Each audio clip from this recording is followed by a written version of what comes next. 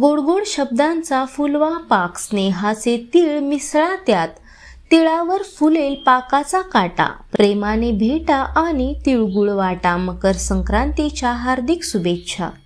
नमस्कार मंडळी, आज आपण मकर संक्रांत कशावर आली आहे हे पाहणार आहोत.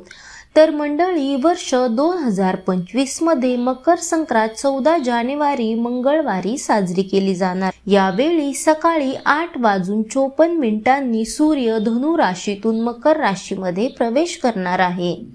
यामुळे 14 जानेवारीला मकर संक्रांत साजरी केली जाणार आहे.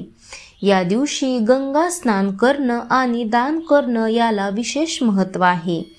मकर संक्रांतीचा पुण्यकाळ मंगळवारी 14 जानेवारीला सकाळी 8:54 सुरू होत असून सायंकाळी 4:54 पर्यंत असेल.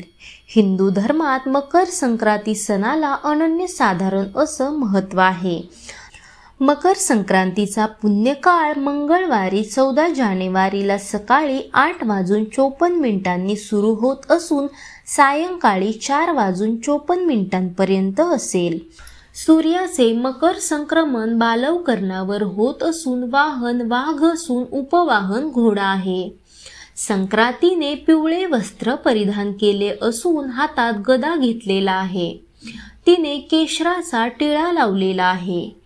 ती वयाने कुमारी असून बसलेल्या अवस्थेत आहे. वासाकरता हातात जाईचे फूल घेतलेले आहे व पायस भक्षण करत आहे. जातीने ती सर्प आहे. भूषणार्थ मोती धारण केले आहेत. सामुदाय मुहूर्त 45 आहे. वार व नक्षत्र नाव महोदरी आहे. ती पूर्वेकडून पश्चिमेकडे जात आहे व वायव्य दिशेस पाहत आहे. संक्रांतीचे फळ.